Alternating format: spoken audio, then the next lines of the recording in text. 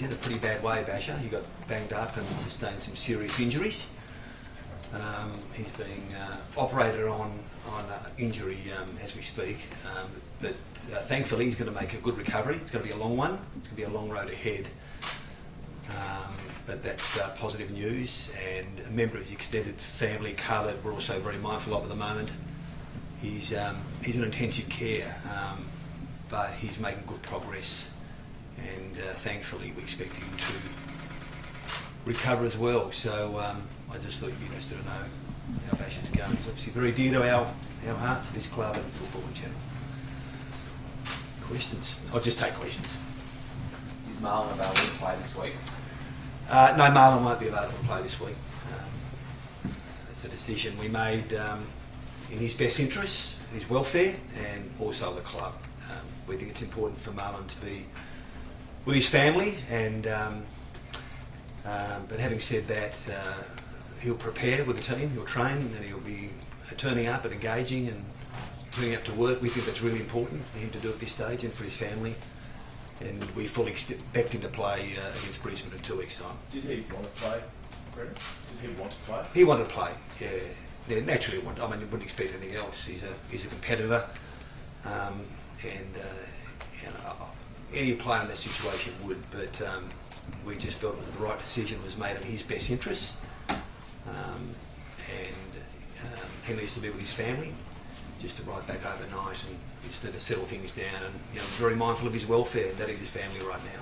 Was that a decision made with the captains, like the players, or just the administration? Sorry? Was it a decision to not make him available this week? No, it was a joint decision. It was a joint decision that we just made.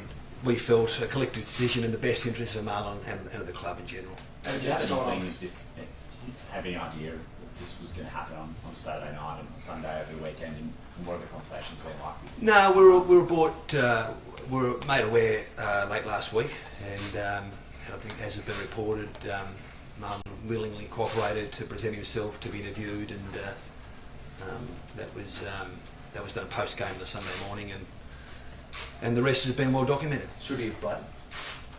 Should he have played once you knew what was happening, once he spoke to you? On Sunday? Yeah. Absolutely, yes, absolutely. How is he more generally, Brendon? It's been a big shock. I think but he's okay. But this has been pretty big. But importantly, he's got some wonderful people around him. He's got the love of a good woman, of his family, and this football club has been wonderful. And that's why it's really important for him to re-engage as soon as possible, to turn up, to go to work, to train, prepare. There couldn't be a better place for him to be and his family than this football club at the moment. Was there a conversation you had, Brendon, about whether he should be stood down until this is cleared up? Look, the factors you take into account. At the end of the day, these are allegations, and we're going to operate on the basis, on the presumption that he's innocent, and justice will run its course, proceedings will run its course, and we think the best thing for him is to be back here to engage in this club, working hard, and continue to be a really positive role model. Is there a fear that it becomes too much of a distraction as the club tries to make finals in the second half of the year, with the August court date still hanging over him coming up? No, absolutely not. No, absolutely not. Nothing's come easy to Marlon. He's had to deal with his challenges, and we drafted Marlon eyes wide open, acknowledging, I guess, the incredible work he'd done to turn his life around. Great support, family support, the South Fremantle, us, and we'll continue to support him, and that's what we do as a football club. What was your reaction, I guess, when you found out, and how have you, helped him from when you found out that he interviewed now? Well, knowing Marlon as I do, as we do, I was shocked, but once again, I need to remind you that these are only allegations. They are serious allegations, but we'll be operating on the presumption that he is innocent, and justice will run its course. What is the process for handling a player facing serious criminal allegations? How do you handle it as a club, as a leader yourself? Yeah, well, there's no black and white answer. It relies on judgment to some extent, we just felt in the circumstances that it was important for Marlion to return to work at his football club. It was important for him, for his welfare, for his family. And he's going to take a brief amount of time to get himself right. We're mindful of his welfare particularly, and once again, we'll be presuming that he is innocent. As you And this said, will run its course in the fullness of time. as you said, the degree to which he's turned his life around, how good is it for you to reconcile that with the charges that have come out? Well, my knowledge of I've known Marlion since 2019, and he's been outstanding.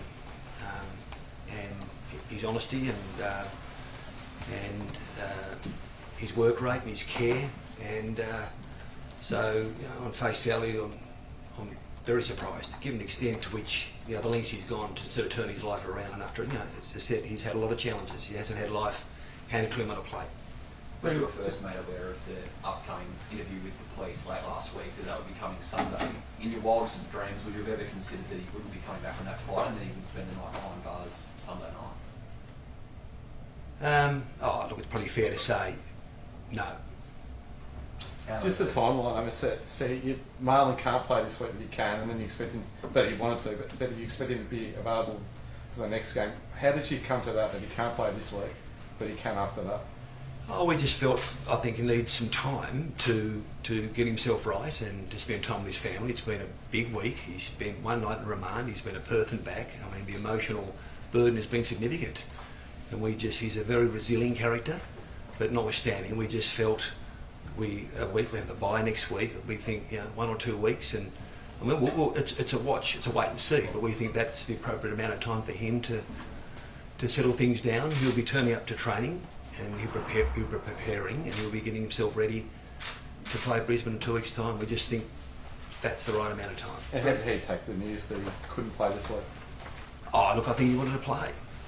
How would you describe the impact it's had on his teammates?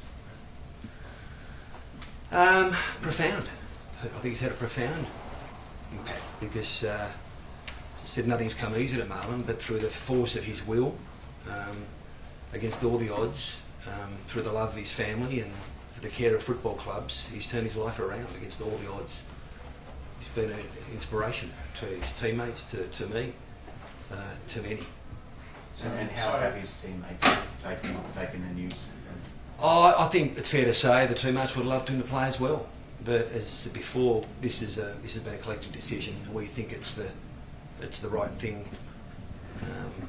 for Marlion. It's the right thing for the football program. It's the right thing for the club. Aside from letting Marlion be a professional player, is there anything allowing him to come to work and live his life normally? Is there anything else you can do for him to support him during this period? Oh, of course there is. Yeah, we've got. We're a club that's heavily invested in the Indigenous space. On any given day, there'll be 50 Indigenous students, coaches, players in this precinct. I'd like to think we've got soft hands. We've got a culturally supportive environment that goes for everyone.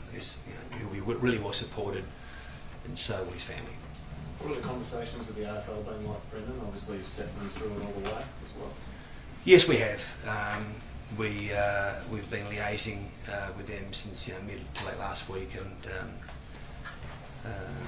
taking them through the process and where we've arrived, and they're agreeable. So there's no scope, while we're here and now, to ask you if there's any scope for a football punishment per se from the AFL.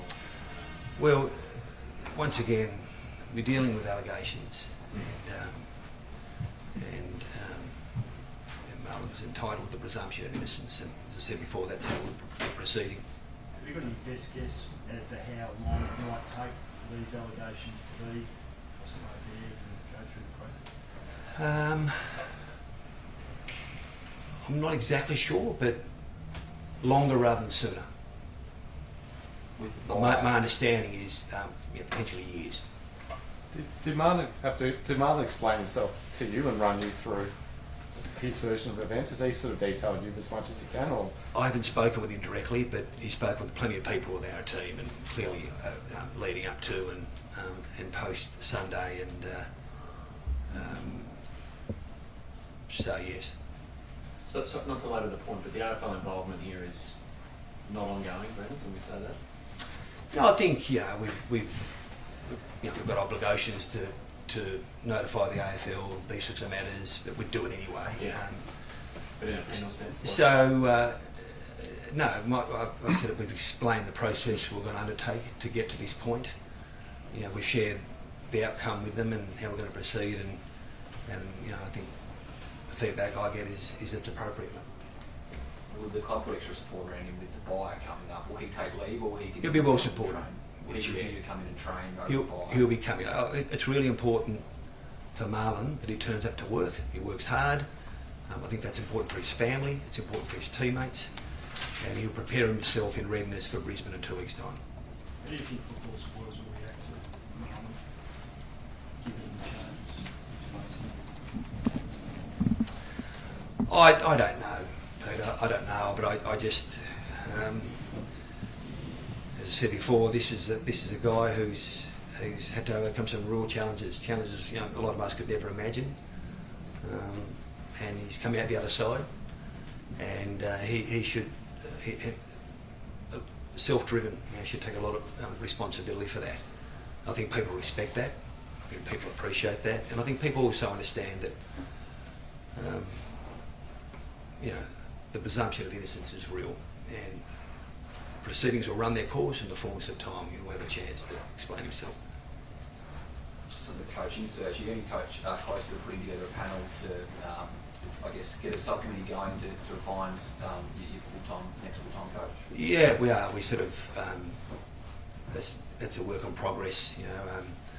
So we've got some internal people clearly whose judgment I really rate and who'll be involved, and we've got some external people to provide a different perspective, and it'll be a bit of a steering process than a more of a selection process. But that's in train. Have you come up with any criteria which you think would suit this club? Yeah, we're working through that. Yeah, there's attributes that you want to see in all like sporting coaches, and there's some that are more specific to this environment, and also we've got to understand where the game's evolving and how coaching is evolving, and what that looks like in 5 or 10 years' time. And but we're making good progress. What's the top attribute? Like what are you gearing towards? The top attribute. What look, there's things that are uncontroversial. There's things, got a technical understanding of the game and game plans and communication. But I think more than ever, probably emotional intelligence, being highly intelligent, having great empathy and understanding, and the ability to build relationships has become